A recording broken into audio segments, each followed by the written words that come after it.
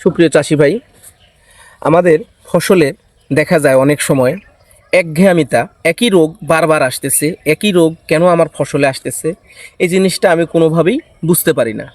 আসলে আমরা যদি মনে করি কিছু সমস্যা মানে কিছু রোগ আছে বীজবাহিত, আমি এটা আগেও বলছি, পুনরায় আজকেও বলতেছি, আমার জাতের তারতম্যতার কারণেও একটা রোগ কিন্তু রয়েই যায়, এবং এই জাতটা যদি দীর্ঘ সময় পুরাতন হয়ে যায় তাহলে কিন্তু আপনার এই সমস্যাগুলো, এই রোগগুলো থাকবে। যদি বলি, এই যে দেখেন একটা সিমের ফুল, এই মাথায় দুইটা ভালো আছে, নিচের এটা পুনরায় আবার ফুটছে, এগুলো কিন্তু নষ্ট হয়ে গেছে।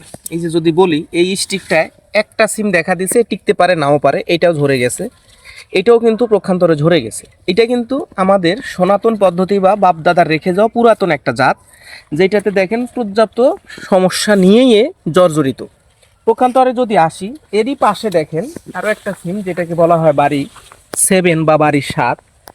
এর কিন্তু দেখেন ফুলের ডোগাটা কত স্বচ্ছ, এবং প্রত্যেকটা দেখেন, যদি এইখানে যদি দেখাই, রোগবিহীনভাবে দেখেন সে, এই যে দেখেন প্রত্যেকটা ফুল থেকে ফলে রূপ নিতে সে সুযোগ পাচ্ছে। এটা হচ্ছে একমাত্র জাতের তারতম্য। তাই আশা রাখবো অতি পুরাতন জাতটা ভালো হয়, ভালো ছিল, এই চিন্তা না করে আমরা নতুন জাতের দিকে ধাবিত হই, এবং আমি ফসলের চাষে আমি আর্থিকভাবে লাভবান হই। আমি যদি পুরাতন বীজটা ধরে রাখি, হ্যাঁ আপনি ধরে রাখতে পারেন যদি ভালো হয়, কিন্তু এই রকম নানাবিধ সমস্যার সম্মুখীন আপনি হবেন। তাই আশা রাখবো আপনি অবশ্যই নতুন জাতের সাথে একটু তাল মিলিয়ে নতুন জাতটা রোপণ করবেন এবং ভালো ফলনটাই ঘরে তুলবেন। ধন্যবাদ।